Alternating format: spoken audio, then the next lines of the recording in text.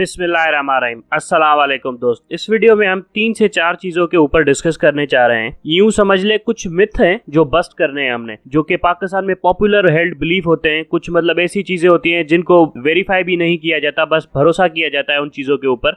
उन चीजों की हकीकत जानने की कोशिश करते हैं कि क्या वो सच में सही भी है या गलत है। सबसे पहला पॉपुलर बिलीफ जो पाकिस्तान के अंदर है वो ये है कि खाता भी है तो खिलाता भी है। ये एक कल्चर है जिसमें कहा जाता है कि अगर नवाज शरीफ पैसे खाता भी है तो दूसरों को खिलाता भी है और इससे इकोनॉमिक ग्रोथ भी होती है। इसके सबसे बड़े सपोर्टर थे आपके एहसन इकबाल, जो बाद में जलकर एक अच्छी खासी तकरीर भी कर देते हैं सेनेट के अंदर और ये कहने की कोशिश करते हैं अगर करप्शन होती भी है तो इससे मुल्क की तरक्की को कोई फर्क नहीं पड़ता। इस मिथ को बस्ट करना बहुत जरूरी है। दूसरा सबसे बड़ा मिथ जो है पाकिस्तान के अंदर कि मीडिया आजाद है, मीडिया के बड़े अच्छे लोग हैं और वो बहुत अच्छे नीयत के साथ और सही तरीके से काम करते हैं, उनके पास हर रिसोर्सेज अवेलेबल है। ये क्या सच में ऐसे? और तीसरी जो सबसे इंपॉर्टेंट मिथ है वो ये है कि पाकिस्तान के लिबरल्स की असली हकीकत क्या है। ये जो तलत हुसैन जैसे लोग जो खुद को लिबरल्स कहने की कोशिश करते हैं, क्या इनके पास कुछ है भी सही बोलने के लिए? क्या ये सच में जर्नलिस्ट भी हैं या इनके जर्नलिस्टिक कैरियर क्या है, इनकी डेप्थ क्या है और असली जर्नलिस्ट कौन से होते हैं, कैसे होते हैं, वो कैसे काम करते हैं, इन सारी चीजों को एनालाइज करने की कोशिश करते हैं।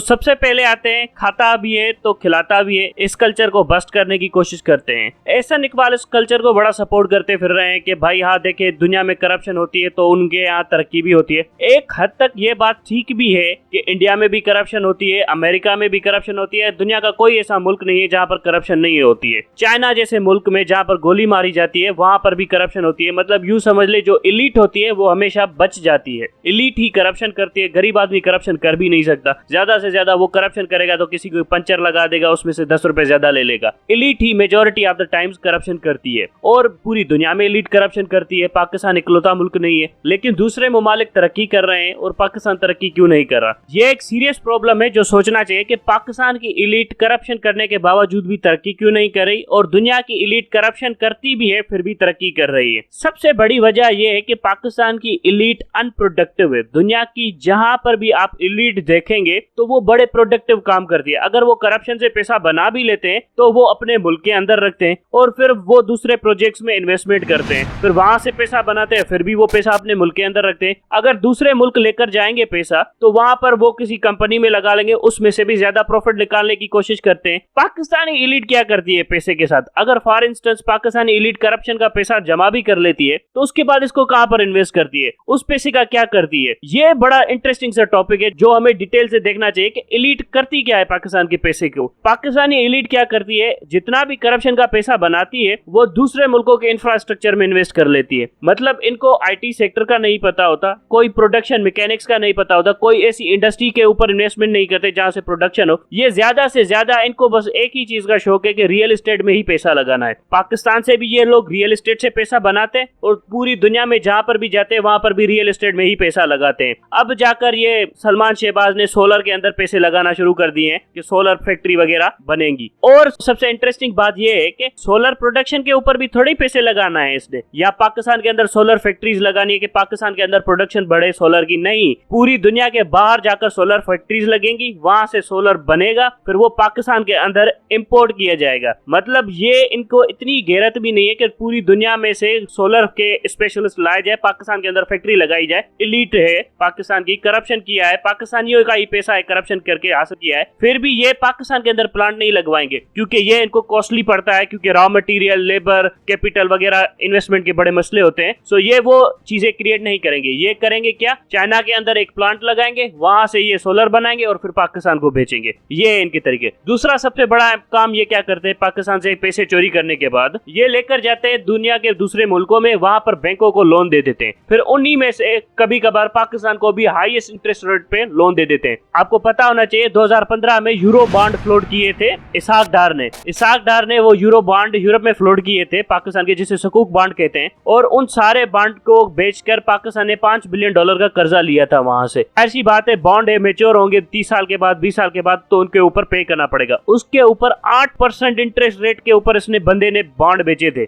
8% पे। और खरीदने वाला कौन था? वो सारे के सारे बॉन्ड, वो भी सारे के सारे बॉन्ड इसहाक डार ही खरीदने वाला था। आसिफ जरदारी से जब भी पूछा जाता है ना कि आप करप्ट हैं, ये है वो है, तो आसिफ जरदारी हमेशा जवाब देता है कि आप लोगों को अंदाजा ही नहीं है कि नवाज शरीफ शरीफ और उसके लोग कितने करप्ट हैं, आप लोग मुझे लताड़ते रहते हैं, उनसे जरा पूछिएगा। बहरहाल बैक टू द टॉपिक, तो ये लोग इस तरह की इन्वेस्टमेंट करते हैं, मतलब वहां पर इंटरेस्ट लेंगे, पाकिस्तान को महंगे लोन देंगे, वहां पर इंफ्रास्ट्रक्चर में इन्वेस्ट करेंगे, अगर कोई प्लांट वगैरह लगाना हो तो वो वहां पर लगाएंगे। पाकिस्तान में कौन से प्लांट लगाते हैं? पाकिस्तान में महंगे बिजली के प्लांट्स लगाते हैं, और इन महंगे बिजली प्लांट से नतीजे में होता क्या है, इन महंगे प्लांट के साथ 20-20 साल के कॉन्ट्रैक्ट करते हैं। जो बिजली का यूनिट हमें पड़ना चाहिए 10 रुपए में, उस बिजली के यूनिट को इन महंगे प्लांटों से ये 70 रुपए 80 रुपए फी यूनिट के हिसाब से खरीदते हैं। उसके बाद उससे कॉन्ट्रैक्ट कर लेते हैं कि 20 से 25 साल तक हमारा कॉन्ट्रैक्ट आपके साथ चलता रहेगा, भली गवर्नमेंट किसकी भी आ जाए। और उसके बाद उसको गारंटीज भी दे देते हैं कि अगर गवर्नमेंट नेक्स्ट टाइम आकर ये प्रोजेक्ट कैंसिल करने की कोशिश करती है तो आप इंटरनेशनल कोर्ट में जा सकते हैं। और उसके बाद पाकिस्तान आर्मी, जो हमारे इंटेलिजेंस इदारे हैं, उनको इन्वेस्टिगेट भी नहीं करने दिया जाता, और वो अगर इन्वेस्टिगेट करना भी चाहे तो उनको यहाँ वहां लगा दिया जाता है और उनको भी पैसे दे दिए जाते हैं। सो ये है पाकिस्तान की एलीट के काम, मतलब कोई भी चीज पाकिस्तान में प्रोड्यूस नहीं करनी, पाकिस्तान की इंडस्ट्री को वही पिछले बाबा आदम के जमाने के ऊपर रखना है, पाकिस्तान में से बस पैसे निकाल ले। इसके लिए बिजनेस वर्ल्ड में एक अच्छा खासा टर्म होता है, उसे कहते हैं स्क्वीजिंग। स्क्वीजिंग का मकसद ये होता है कि आप कंपनी के ऊपर री इन्वेस्ट ना करें। फॉर इंस्टेंस, अगर मेरी कोई कंपनी है, मुझे लग रहा है कि उसके अंदर खराबियां हैं, तो मैं उसमें से प्रॉफिट बना के प्रॉफिट उस कंपनी के ऊपर री इन्वेस्टमेंट करने की कोशिश करूंगा, ताकि वो कंपनी अपने पांव पर खड़ी हो और उसकी मैनेजमेंट बेहतर हो। लेकिन स्क्वीजिंग में यह होता है कि आप ये डिसाइड कर लेते हैं कि मैंने इस कंपनी को दोबारा खड़ा होने ही नहीं देना, तो मैं बेहतर है ये कर देता हूं कि इसमें से जितने पैसे निकल रहे हैं निकालूं, बाद में अब जो कुछ बचेगा और अनप्रोडक्टिव हो जाएगी कंपनी तो इसके टुकड़े टुकड़े करके बेच दूंगा, फिर मुझे प्रॉफिट ही मिलेगा। अल्टीमेटली जितने में खरीदिए मैं उससे दुगने ज्यादा पैसे कमा लूंगा। ये कहते हैं स्क्वीजिंग। सो पाकिस्तानी एलीट पाकिस्तान को स्क्वीजिंग की टेक्निक के ऊपर चला रही है, मतलब वो ये कह रहे हैं पाकिस्तान में से जितनी भी प्रोडक्शन है उसमें से जितना भी पैसा निकल रहा है वो पाकिस्तान में लगाने के बजाय वो दूसरे मुल्कों में लगा रहे हैं, और एट दी एंड जब पाकिस्तान फेल हो जाएगा तो इसके टुकड़े टुकड़े करके 20-30 बिलियन डॉलर में बेच दिया जाएगा। और यही ओवरऑल स्ट्रेटेजी है पाकिस्तान की एलीट की। अब इसके कंपैरिजन में आते हैं वो दूसरे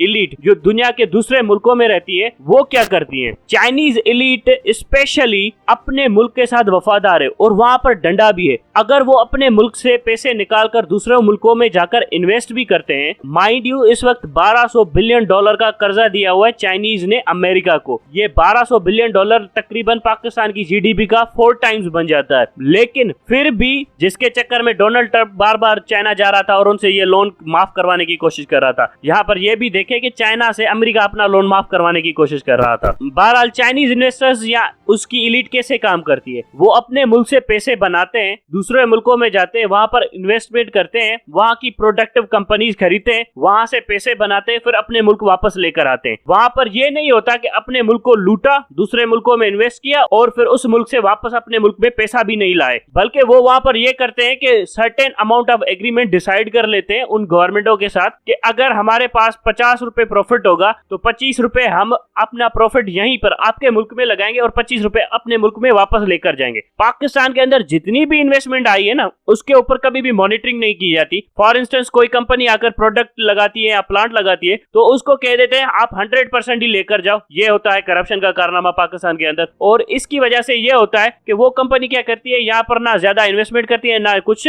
बल्कि छोटा मोटा प्लांट लगा लेती है और फिर यहाँ के रिसोर्सेज से फायदा लेती है और फिर ज्यादा से ज्यादा प्रॉफिट लेकर यहाँ से कट ले लेती है, और यहाँ पर मतलब एक तरह की स्क्वीजिंग टेक्निक अप्लाई करके बैठी होती है। अब लोग ये सवाल पूछेंगे कि कंपनी का पैसा था, उसने लगाई, उसने प्रॉफिट हासिल किया और उसके बाद वो उसके साथ जो करे सो करे। ये सही बात नहीं है। फॉर एग्जाम्पल, वो जो कंपनी यहाँ पर आ रही है, काम कर रही है, उसको जो लेबर मिल रहा है, चीप लेबर मिल रहा है, तो वो पाकिस्तानी लेबर है। उसको जो रॉ मटेरियल मिल रहा है वो भी पाकिस्तानी है। उसको जो इलेक्ट्रिसिटी पावर सप्लाईज मिल रही है वो भी पाकिस्तानी है, और हम सबको पता है कि हम पावर डॉलर में खरीदते हैं। उसके बाद उसके जो मैनेजमेंट हो रही है वो भी सारी की सारी पाकिस्तानी है। सो उन कंपनीज को ज्यादा से ज्यादा अलाउ नहीं किया जाता और उनके साथ एक पहले से ही एग्रीमेंट किया जाता है कि भाई आपने इतना पोर्शन यहाँ से प्रॉफिट में ले जाना है, बकाया पैसा यहाँ पर रखना है। अब मैं आपको एक और मिसाल देता हूँ। इंडिया ने राफेल खरीदे, तकरीबन $7 बिलियन की डील थी राफेल की। उसके बाद इंडिया ने क्या किया, इंडिया ने उस कंपनी के साथ, डिसॉल्व वाली कंपनी के साथ ये एग्रीमेंट कर लिया कि इस $7 बिलियन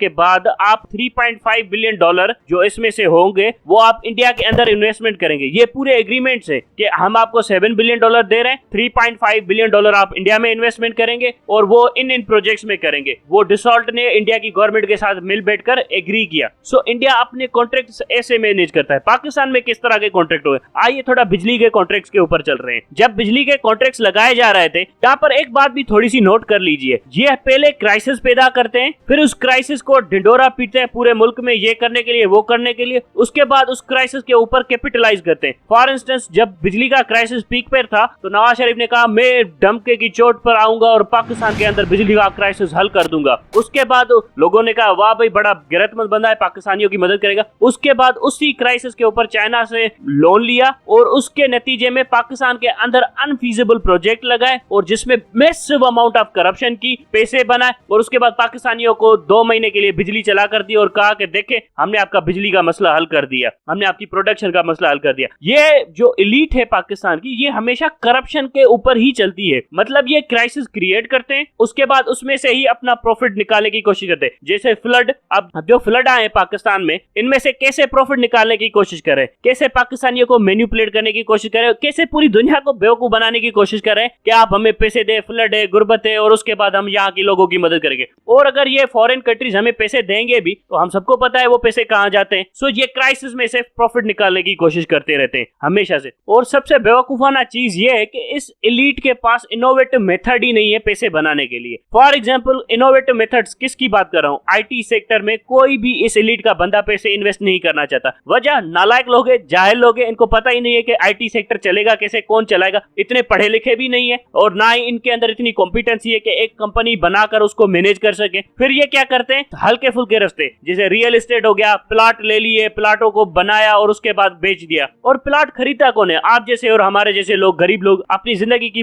पूरी कमाई झोंक देते हैं इन प्लाटों के चक्कर में और फिर ये उन प्लाटों के पैसे लेकर पाकिस्तान से रफू चक्कर हो जाते हैं। सो हम जितनी भी मेहनत करते हैं, जो आम बंदा गुड्स एंड सर्विसेज प्रोड्यूस करता है, जो मजदूरी करता है, जो अपनी प्रोडक्टिव लेबर से पैसे कमाता है, वो हम इनके प्लाटों में लगा देते हैं। फिर वो हमारा प्रोडक्टिव मनी, जो हमारा पैसा है, वो लेकर यहाँ से रफू चक्कर हो जाते हैं। सो इन शॉर्ट, पाकिस्तान को उसकी एलीट और उसकी आर्मी प्लॉट कल्चर में दोनों तरफ से लूट रही है। जब आपके साथ ये सब कुछ हो रहा तो आपकी प्रोडक्टिविटी कहाँ होगी, आप प्रोग्रेस कैसे करेंगे। फिर कहते हैं कि डॉलर ऊपर नीचे क्यों हो रहा है, डॉलर इसलिए ऊपर नीचे हो रहा है क्योंकि आप इस मुल्क को प्रोडक्टिव ही नहीं बना रहे। कितनी ऐसी फैक्ट्रियां हैं जो नवाज शरीफ ने पाकिस्तान के अंदर लगाई है, शुगर मिल है, अब सारा का सारा पाकिस्तान शुगर मिलों के ऊपर लगा हुआ है क्योंकि वहां से इनको मैसिव अमाउंट ऑफ पैसे आते हैं। लेकिन पूरी दुनिया में शुगर, पाकिस्तान की शुगर प्रोडक्शन से सस्ती है। चाइनीज क्या कहते हैं पाकिस्तान को कि आपकी शुगर एक तो क्वालिटी में बेकार, दूसरी सबसे ज्यादा महंगी। अगर यही शुगर हम पूरी दुनिया से खरीदे तो हमें सस्ती पड़ जाएगी और इसी शुगर की जगह पर हम कॉटन प्रोडक्ट्स जो कि हमारे बेहतरीन एक्सपोर्ट्स हैं वो बनाकर पूरी दुनिया को बेचें तो हम ज्यादा तरक्की करेंगे। लेकिन ये इस एलीट को बर्दाश्त नहीं होगा क्योंकि कॉटन प्रोडक्ट्स बनाना, उसको इंटरनेशनल मार्केट में मार्केट करके बेचना वगैरह करना, ये बड़ा मुश्किल काम है क्योंकि इंटरनेशनल कॉम्पिटिटिव मार्केट है, वहां पर कौन कॉम्पीट करेगा और ना ही इन नालायकों के पास इतनी अकल है कि वहां पर जाकर कॉम्पीट कर सके। फिर ये क्या करते हैं कि हल्के फुल्के प्रोडक्ट्स बनाते हैं, पाकिस्तानियों के लिए प्रोडक्ट्स बनाओ क्योंकि पाकिस्तानियों को जहर खिला दोगे, हुकूमत अपनी है, कौन पूछेगा। पाकिस्तानियों को कुछ भी खिलाओ, ऐसे प्रोडक्ट्स बनाओ जो पाकिस्तान में बेचे जा सके, पाकिस्तानियों से पैसे एड़े जा सके और फिर उन पैसों को डॉलर में कन्वर्ट करके बाहर भेजा जा सके। ये काम आपकी फौज भी करती है, ये काम आपके सियासतदान भी करते हैं। फौज आपको फर्टिलाइजर के नाम के ऊपर किस किस तरह के फर्टिलाइजर भेजती है ये भी हमने कभी क्वेश्चन किया। फिर वो शुगर माफिया हमें किस तरह की घटिया चीनी भेजने की कोशिश करता है ये भी हमने क्वेश्चन किया। फिर ये जो प्लॉट कल्चर है, सो मतलब इन शॉर्ट ये यही चक्कर चल रहा है कि पाकिस्तानियों से पैसे निकालो और ऐसे बिजनेस बनाओ पाकिस्तान के अंदर जो पाकिस्तानियों को ही सेल कर सको। कोई ऐसा प्रोडक्ट नहीं होगा जो इस एलीट ने बनाया हो जो दूसरे मुल्कों में हम एक्सपोर्ट कर सके, बल्कि ये वही प्रोडक्ट बनाएंगे जो पाकिस्तानी आवाम को बेच सके। बाकी जो एक्सपोर्ट ओरिएंटेड प्रोजेक्ट कौन बनाता है, पाकिस्तानी लोग, पाकिस्तानी आम लोग, जो पाकिस्तानी आम बिजनेसमैन है वो एक्सपोर्ट ओरिएंटेड प्रोडक्ट बनाते हैं, वो बेचारे बेचने की कोशिश करते हैं, वहां से पैसा बनाकर पाकिस्तान में लाते हैं और फिर at the end of the day उनके ऊपर भत्ते, उनको जलील करना और उनको तमाशा बनाना, उनकी सियासी फिलोसफी का मजाक बनाना, यही काम है इस एलीट का। इसी वजह से पाकिस्तान तरक्की नहीं करता और ये वो मिथ है जो बस्ट करना बहुत जरूरी है कि पाकिस्तान की प्रोग्रेस हो क्यों नहीं रही है। ये वो रियल रीजन है कि आपकी एलीट अनप्रोडक्टिव है। Thank you very much.